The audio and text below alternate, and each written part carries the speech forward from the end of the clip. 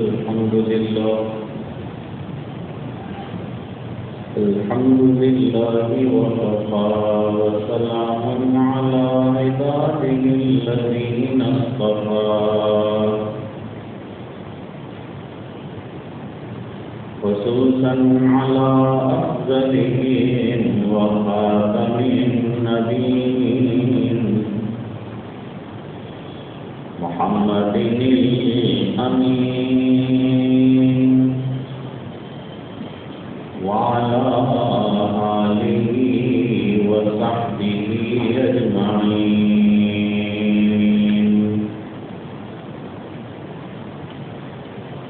أما بعد فأعوذ بالله من الشيطان الرجيم. بسم الله الرحمن الرحيم.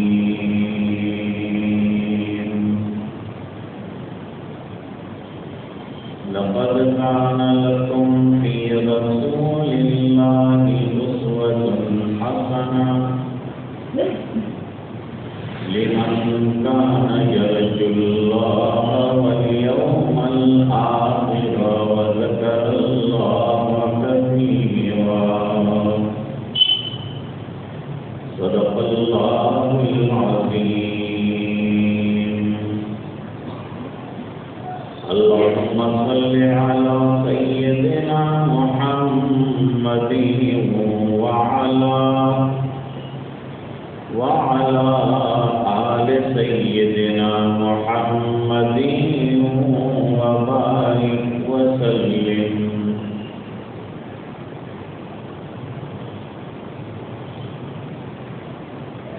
آیت کریمہ کا ترجمہ یہ ہے کہ تمہارے لیے رسول اللہ صلی اللہ علیہ وسلم کی زندگی میں بہترین نمونہ ہے. خاص طور سے اس کے لیے جو اللہ کے سامنے کھڑے ہونے کا یقین رکھتا ہو اور اسے مرنے کے بعد کی زندگی کا اعتماد ہو اور جو اللہ کو کثرت سے یاد کرتا ہو.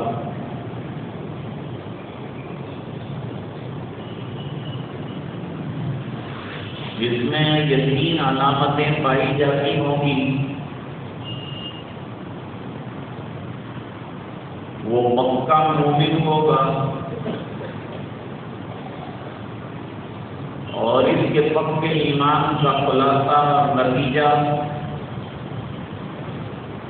نبی کریم صلی اللہ علیہ وسلم کی انتہائی طور پر اتباع کرنا ہے.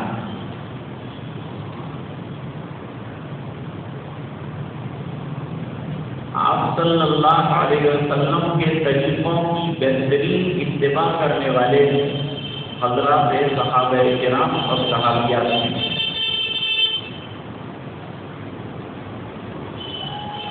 صحابیات بھی اس میں تیری پیش ہیں اور صحابہ کرام تو اپنی جگہ لے گئی.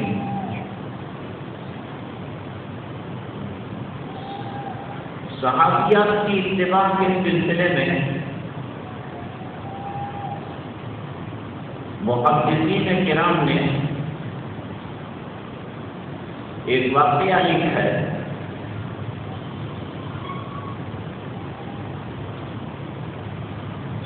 کہ جب ابو سفیان رضی اللہ تعالیٰ عنہ کا انتقال ہو گیا تو سرکار کے گھر میں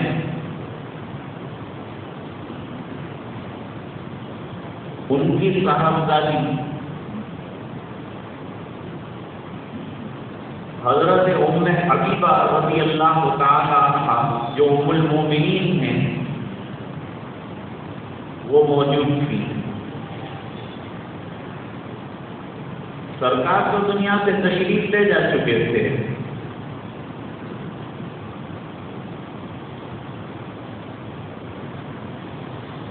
3 دن حضرت ابو سفیان کے انتقال کے گزر گئے تو حضرت ام حبیبہ رضی اللہ تعالی عنہا نے خوشبو منگوائی. جو عورتیں استعمال کرتی ہیں وہ خوشبو منگوائی. مردوں اور عورتوں کی خوشبو میں فرق یہ ہوگا کہ مرد کی خوشبو میں پھیلاؤ زیادہ ہوگا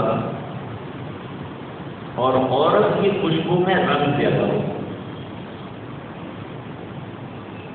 تو ایسی کوئی خوشبو منگائی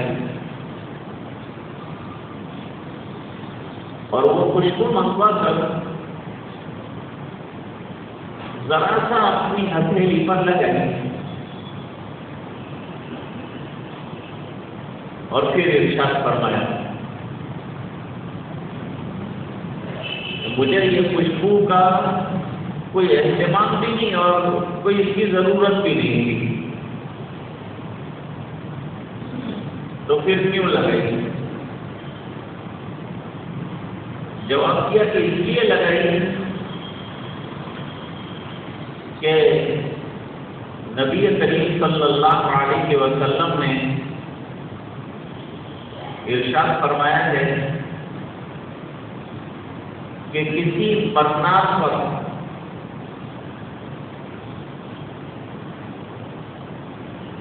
کسی کو سوگ منانے کی اجازت 3 دن سے زیادہ نہیں ہے. 3 دن کے بعد اس سوگ کا اختتام ہو جاتا ہے. اب سوگ کسے کہتے ہیں؟ عامتاً ہمارے یہاں سوگ کا بہت گھناؤنا مطلب لیا جاتا ہے.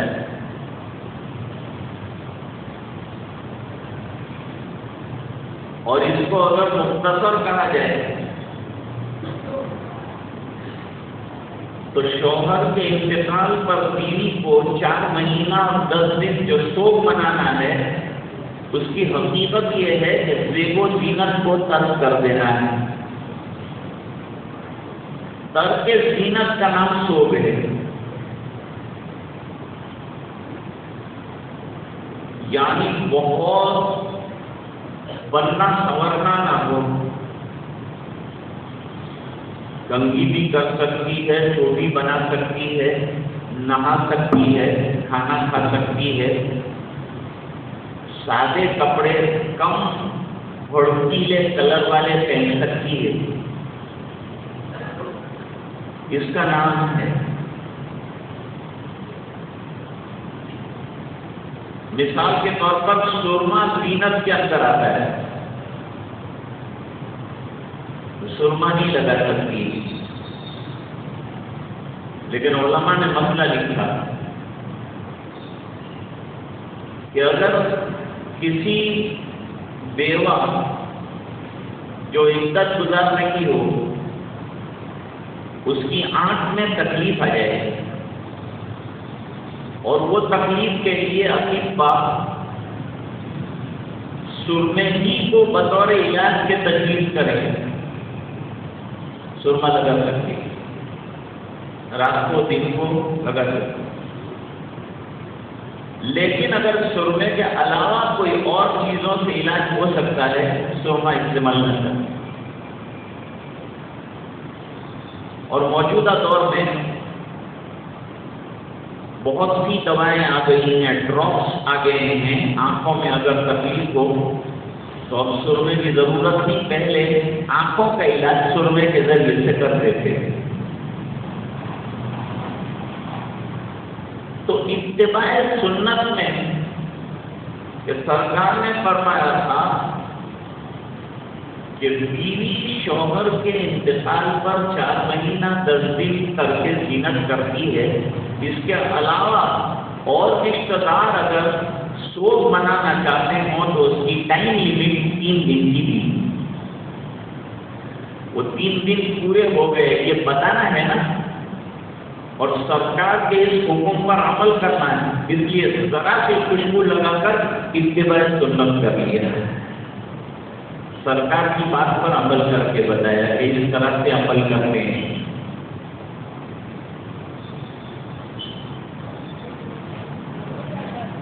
بخاری اور مسلم شریف میں روایت ہے کہ نبی کریم صلی اللہ علیہ وسلم کی غایت اتباع کرنے والے تو تمام صحابہ تھے، ان میں بھی سر فہرست کون ہیں؟ تو فرمایا کہ عبداللہ ابن مسعود رضی اللہ تعالیٰ عنہ۔ حضرت عبداللہ ابن مسعود رضی اللہ تعالیٰ عنہ اس قدر اتباع کرتے ہیں کہ بولنا، چلنا اور کوئی بھی طریقہ ہو سرکار کا اس کو اپنانا، یہ حضرت عبداللہ ابن مسعود رضی اللہ تعالیٰ عنہ کا مزاج تھا۔ دوسرے صحابی حضرت ابو ذر غفاری رضی اللہ تعالیٰ عنہ، ان کا عالم یہ ہے کہ وہ یوں فرماتے تھے کہ اگر سرکار قیامت میں یہ پوچھ لیجیے کہ میرے دنیا سے جانے کے بعد جس حال میں تم کو چھوڑ کر گیا تھا وہ حال میں ذرا بھی تبدیلی نہ آئی ہو، ایسا کون میرا صحابی ہے؟ تو حضرت ابو ذر غفاری کہتے تھے میں انگلی اٹھا کے کہوں گا کہ جس حال میں آپ کا چھوڑ کے گئے تھے اسی حال میں میں نے زندگی پوری کرنا ہے، اس کے اندر کوئی چینج نہیں ہے۔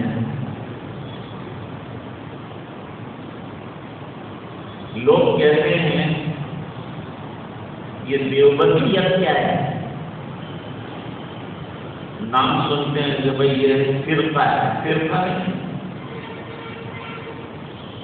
دیوبندیت فرقہ نہیں، دیوبندیت طرز زندگی کا نام ہے، اور دوسرے الفاظ میں زیادہ واضح کر کے کہا جائے کہ دیوبندیت کیا ہے، اور ذرا بھی جھجک مت محسوس کیجیے کہ ہم دیوبندی ہیں، اس بنا پر کہ دیوبندیت نام ہے اتباع سنت کا، سرکار کی اتباع، جہاں اتباع ہے وہاں دیوبندیت ہے، جہاں دیوبندیت ہے وہاں اتباع سنت ہے۔ ایک بات ایک دوسرا فرق بتلاتا ہوں آپ کو کہ یہ دو نقطۂ نظر ہیں، ایک بریلویت اور ایک دیوبندیت، یہ دونوں میں کیا امتیاز ہے، کیا فرق ہے؟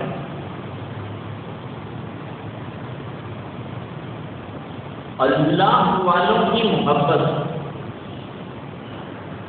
اور رسول اللہ صلی اللہ علیہ وسلم کی محبت، اس میں اعتدال کا نام دیوبندیت ہے۔ ہم محبت رکھتے ہیں سرکار کے ساتھ تو اس کا ایک معیار ہے، اور ہم اولیاء سے بھی انتہائی طور پر محبت رکھتے ہیں، لیکن اس کا بھی ایک اعتدال ہے، ایک معیار ہے۔ تو اعتدال کے ساتھ قرب رسول اور اعتدال کے ساتھ قرب اولیاء کا نام دیوبندیت ہے۔ اب آپ کو انشاءاللہ اس میں کوئی سوال کا جواب دینے میں تکلیف نہیں آئے گی، اگر کوئی سوال کر لے کہ کیا چیز ہے، یہ دو آسان جواب میں نے آپ کے سامنے رکھے ہیں۔ اتباع سنت میں اعلیٰ درجے پر افضل البشر بعد الانبیاء بلا فضل کے حضرت ابو بکر صدیق رضی اللہ تعالیٰ۔ اب اتباع کس درجے کی ہے اس کو سننا پڑے گا تھوڑا سا، اسی پر انشاءاللہ بات ختم بھی کر دیں گے۔ سرکار نے اپنے آخری زمانے میں اور مرض الوصال میں، مرض الوصال کا مطلب وہ بیماری جس میں سرکار دنیا سے تشریف لے گئے، اس کو مرض الوصال کہتے ہیں۔ وہ کیا مرض تھا سرکار کو سیرت کو معلوم کرتے رہا کرو۔ خیبر میں حضور پاک صلی اللہ علیہ وسلم کو یہودیوں نے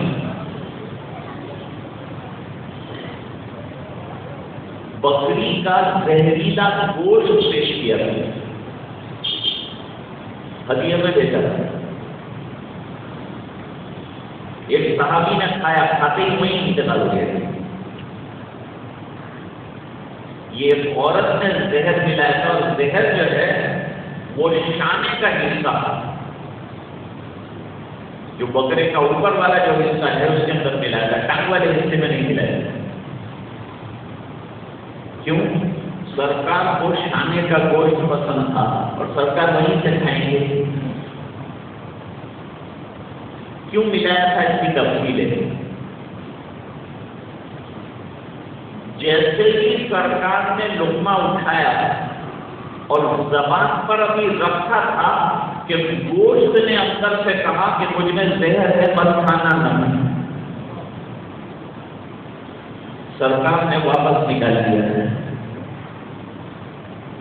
وہ واپس کر دیا گیا قریش۔ سرکار فرماتے وہ اس قدر قاتل زہر تھا کہ زبان پر اس کے رکھنے کی وجہ سے موت تک اس کا اثر میں محسوس کر رہا ہوں۔ یہاں تک کہ جب منہ کھولا سرکار نے تو اوپر کا تالو ہرا گرین ہو گیا تھا، تو پوچھا گیا کہ حضرت آپ کا تالو بڑا گرین ہے، جواب دیا کہ وہ زہر کام کر رہا ہے۔ نبی کریم صلی اللہ علیہ وسلم نے اپنے آخری مرض میں فرمایا تھا کہ عائشہ وہ زہر میری رگوں کو اندر سے کاٹ رہا ہے اور میں محسوس کر رہا ہوں۔ دوسرا، سرکار کو سخت بخار آیا تھا، خیر یہ دوسرا موضوع ہو جائے گا۔ مرض الوصال سے پہلے سرکار نے ایک لشکر ترتیب دیا ہے۔ اس لشکر کا امیر حضرت زید بن حارثہ رضی اللہ تعالیٰ عنہ کے صاحبزادے حضرت اسامہ ابن زید کو دیا ہے، وہ امیر لشکر ہے۔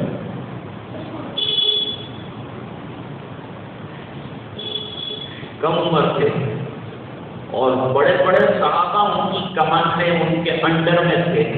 کچھ لوگوں نے اعتراض کیا کہ بڑے بڑے صحابہ ان کے انڈر میں ہیں۔ حضور نے فرمایا میں نے ان کی صلاحیت دیکھ کر ان کو بنایا ہے۔ معلوم ہوا کہ امیر کم عمر اور مامور بڑی عمر کے ہو سکتے ہیں۔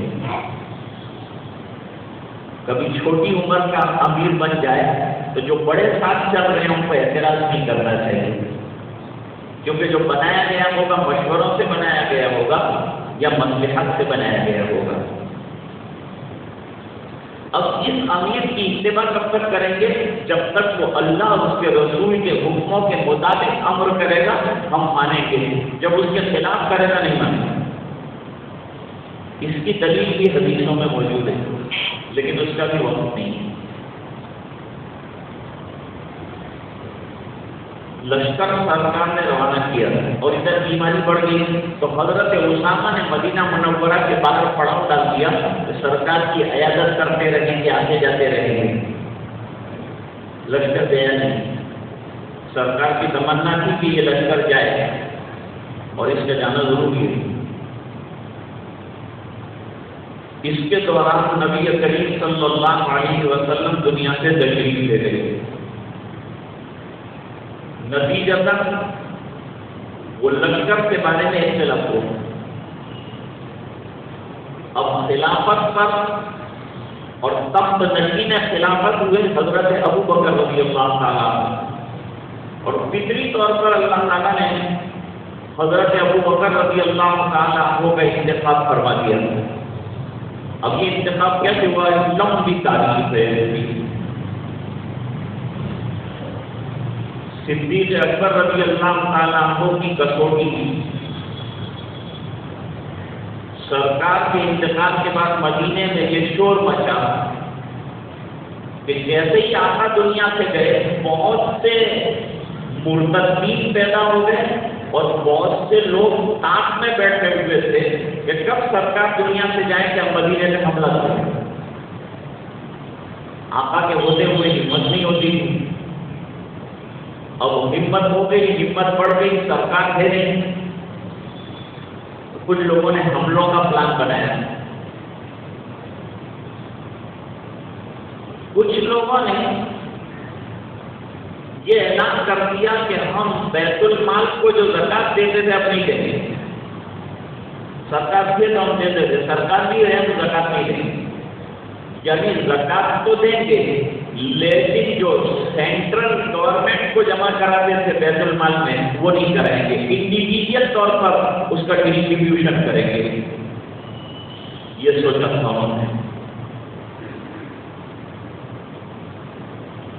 حضرت ابو بکر رضی اللہ تعالیٰ کو ان کے مقابلے کے لیے بھی تیار ہوئے. تو یہ سب حالات پیدا ہو گئے. تو صحابہ نے مشورہ کیا کہ یہ اتنا بڑا لشکر کئی ہزار کا ابھی جائے گا تو مدینہ خالی ہو جائے گا اور دشمنوں کو شاید حملہ کرنے کا چانس مل جائے تو وہ مدینے پر چڑھائیں گے اور ہم کو ازواج مطہرات کو سنبھالنا ہے، روضہ رسول کو سنبھالنا ہے اور مدینہ پائے تب ہے اس کو بھی سنبھالنا ہے. اس لیے کوئی ناگفتہ بے صورت حال پیدا نہ ہو جائے. اس بنا پر حکمت اور مصلحت یہ ہے کہ اس لشکر کو نہ بھیجا جائے اور اس کو روک لیا جائے. حضرت ابو بکر رضی اللہ تعالیٰ عنہ ضعیف ہوئے تھے لیکن ایمانی جذبہ جوان تھا. حمیت ایمانی بڑی زبردست تھی. زکات نہ دینے والوں نے اور جنہوں نے انکار کیا تھا ان کے خلاف جو ہے حضرت ابو بکر رضی اللہ تعالیٰ وہ سب آراز ہوئے اور جنگ کرنے کے لیے تیار ہوئے. حضرت عمر رضی اللہ تعالیٰ عنہ نے روکا تو فرمایا کہ زمانے جاہلیت میں تو بڑی بہادری کی باتیں کرتے تھے اور ابھی بھی بزدلی کی بات کرتے ہیں. اور سنو، مدینے کی اینٹ سے اینٹ بجا دی جائے گی اور ہماری لاشوں کو کتے کھائیں گے. یہ سب ہوگا لیکن میرے آقا تاجدار مدینہ اور والی بطحہ جناب رسول اللہ صلی اللہ علیہ وسلم نے دنیا سے جاتے ہوئے جو حضرت اسامہ کے لشکر کو بھیجنا طے کیا تھا تو دنیا ادھر کی ادھر ہو جائے گی، مدینہ ویران ہو جائے گا، لیکن میں یہ کام کرتے ہی رہوں گا. سرکار کے پاس خلیفہ ہونے کے ناطے سے میرا پہلا فریضہ یہ ہے کہ میں آقا کے چھوڑے ہوئے کام سے شروع کروں. لہذا اتباع سنت یہ ہے کہ جو سرکار لشکر کو بھیجنا چاہتے تھے میں اس کو بھیج کے رہوں گا چاہے مدینے کا کچھ بھی ہو جائے. تمام صحابہ کرام ایک طرف رہے اور حضرت ابو بکر صدیق رضی اللہ تعالیٰ کو ایک طرف رہے اور باوجود مخالفت کے حضرت صدیق اکبر رضی اللہ تعالیٰ نے لشکر کو روانہ کر دیا. اب اتباع سنت کا فائدہ دیکھیے. اتباع سنت کا فائدہ کیا ہوتا ہے؟ ویسے کوئی سنت ایسی نہیں ہے جس میں نقصان ہو. ہر سنت آسان بھی ہے اور ہر سنت فائدہ مند بھی ہے اور ہر سنت میں اللہ تعالیٰ نے ہزاروں حکمتیں اور مصلحتیں رکھی ہیں. اب یہ بات الگ ہے کہ مصلحتیں ہم کو سمجھ میں نہیں آتی، ہماری عقل چھوٹی تھی اور اللہ کی حکمتیں بڑی ہیں، ہم کو کیا سمجھ میں آئے گی. یہود مدینہ روح کی حقیقت کو سمجھنا چاہتے تھے کہ یہ روح جس کو ہم لوگ گجراتی میں آتما کہتے ہیں، انگریزی میں سول کہتے ہیں، کیا ہے؟ وہ سوال کیا تھا سرکار سے. اللہ نے جواب دیا وَيَسْأَلُونَكَ عَنِ الرُّوحِ. یہ لوگ آپ سے روح کے بارے میں سوال کرتے ہیں. اب آپ ان کو بتائیے قُلِ الرُّوحُ مِنْ أَمْرِ رَبِّي. روح کیا ہے؟ امر رب ہے، کمانڈ آف اللہ۔ وَمَا أُوتِيتُم مِّنَ الْعِلْمِ إِلَّا قَلِيلًا، اور تم کو بہت قلیل علم دیا گیا ہے۔ اس کا مطلب یہ ہے کہ جتنا ہم کہیں اتنا سمجھ کے بیٹھ جاؤ، آگے سمجھنے کی کوشش کرو گے تمہارا دماغ کا بیلنس خراب ہو جائے گا، کیونکہ تمہارے دماغ میں وہ صلاحیت ہے نہیں۔ میرے والد کا بھی مثال دیتے تھے، بہت اچھی مثال دیتے تھے، فرماتے تھے وزن کے کانٹے الگ الگ ہوتے ہیں، ایک تو ہوتا ہے اناج تولنے کا کانٹا، ایک ہوتا ہے تیل کے ڈبے تولنے کا کانٹا، اور ایک ہوتا ہے سونا اور چاندی تولنے کا کانٹا، جو چھوٹے سے کانچ کے شوکیس کے اندر رکھا ہوتا ہے۔ اب اگر جو سونا چاندی تولنے کی ترازو اور اسکیل ہے، اس کے اندر کوئی 100 من کا جو ہے گیہوں کا بورا رکھ دے گا تو ظاہری بات ہے کہ ترازو وزن نہیں بتا سکے گا، بلکہ ٹوٹ کے اپنی صلاحیتوں کا جواب دے جائے گا، اور لوگوں کو کہے گا کہ تم بے وقوف ہو، 100 تولے تولنے کی جگہ پر تم 100 من تول رہے ہو۔ جیسے سونے کے ترازو میں 100 من کا بورا تولنا یہ وزن کے کانٹے کو ختم کر دینا ہے، اسی طرح اللہ کی بڑی زبردست حکمتیں اور مصلحتوں کو عقل کے ترازو میں تولنا اپنی عقل کو برباد کرنا ہے، اسے ختم کرنا ہے۔ تو بہتر طریقہ یہ ہوگا کہ صرف اتنا کیا جائے جتنا اللہ فرماتے ہیں اتنا کر کے آدمی بیٹھ جائے۔ ہم ڈاکٹر صاحب کے یہاں جاتے ہیں، اپنی بیماری بیان کرتے ہیں، اور جب بیماری بیان کرتے ہیں تو ڈاکٹر صاحب الگ الگ کلر کی گولی ہم کو دیتے ہیں۔ لال گولی صبح میں لے لیجیے، اور یلو گولی دوپہر کو لے لیجیے، اور یہ گرین گولی جو ہے وہ رات کو لے لیجیے۔ اب یہ بیماریوں کا ہے کہ ڈاکٹر صاحب میری بیماری میں اور لال کلر کی گولی میں کیا مناسبت ہے اور کنیکشن ہے، یہ ذرا بتائیں گے؟ ڈاکٹر کہے گا یہ دروازہ جو سامنے نظر آتا ہے اس سے آپ باہر جائیں تو اچھا ہے، اس بنا پر کہ تو مریض ہے، مریض کا کام کون سے کلر کی اور کیا دوا دی جا رہی ہے وہ نہیں ہے، مریض کا کام ہے ڈاکٹر پر بھروسہ کر کے دوا کا استعمال کرنا۔ لیکن اگر تیری چیز کے اوپر کوئی سیکھنے والا ڈاکٹر بیٹھا ہوتا تو میں اس کو اس کی مصلحت بتاتا، میں اس کو اس کی حکمت بتاتا۔ اس بنا پر اللہ تعالیٰ نے قرآن کریم کے اندر بہت سی جگہوں پر حکمتوں کو بیان بھی فرمایا ہے، اور بہت سی جگہوں پر اللہ تعالیٰ نے اپنی حاکمانہ شان جو ہے وہ بیان کی ہے کہ بس اتنا کرو، اس سے زیادہ سمجھنے کی کوشش مت کرو، کیونکہ اس سے زیادہ سمجھنے کی کوشش انسان کے لیے نقصان دہ ہے۔ اگر فائدے کی چیز ہوتی تو اللہ بیان کرتے ہیں۔ اچھا ایک بات بتائیے مجھے، الف لام میم کا معنی معلوم ہے؟ حامیم کا معنی معلوم ہے؟ نون کا معنی معلوم ہے؟ حامیم ہے، سین صاف کا معنی معلوم ہے؟ نہیں معلوم ہے۔ اور مفسرین نے طاقتیں لگا دی، نیچے یہ لکھا کہ ڈیفینیٹ معنی ہم کو معلوم نہیں ہے، ساتھ میں لکھا اللہ اعلم بمرادہ بذالک۔ کیوں؟ اس بنا پر کہ اس کو معلوم کرنے کی بندوں کو چندان ضرورت نہیں ہے، اگر ضرورت ہوتی تو نبی اس کو کھول کر بیان کرتے، لیکن جب نبی نے بیان نہیں کیا ہم کون ہوتے ہیں اس کو کھولنے والے؟ اس بنا پر فاروق اعظم رضی اللہ تعالیٰ عنہ نے ایک شخص کو بلایا اور ڈنڈا اپنے ساتھ رکھا، جو ہمیشہ نثار میں ساتھ ہی رکھتے تھے ڈنڈا، تو وہ ڈنڈا جو ہے ساتھ رکھا تھا، اس کے بعد قرآن کی آیت پڑھی الف لام را تلک آیات الکتاب المبین، اور پھر کوڑا اٹھایا اور اس کی پچھ کے اوپر لگایا، بات کچھ سمجھا نہیں۔ دوسری مرتبہ یہ آیت پڑھی، پھر ڈنڈا اٹھایا، پھر اس کی پیٹھ پر مارا، تیسری مرتبہ آیت پڑھی، پھر ڈنڈا مارا۔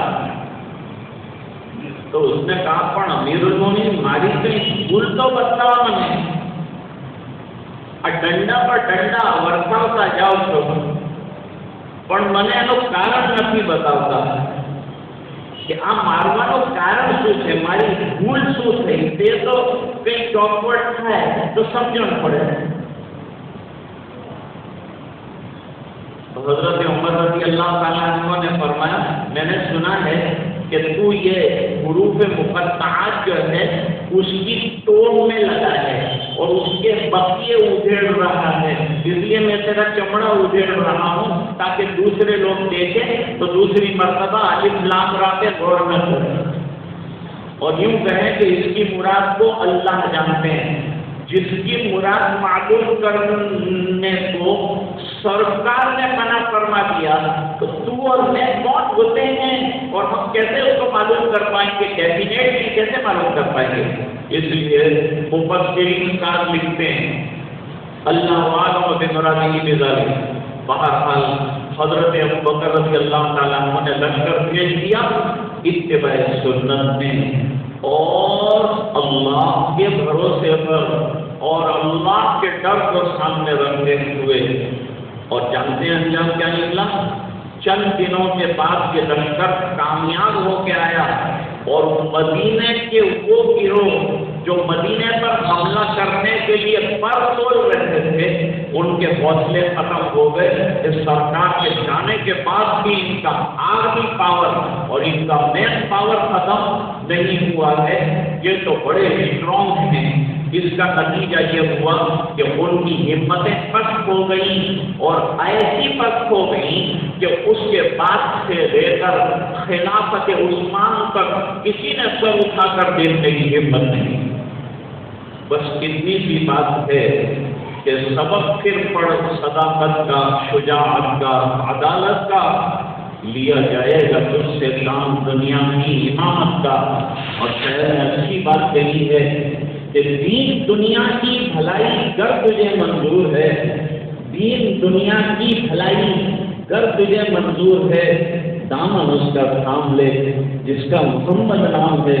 وآخر دعوانا الحمدللہ رب العالمین۔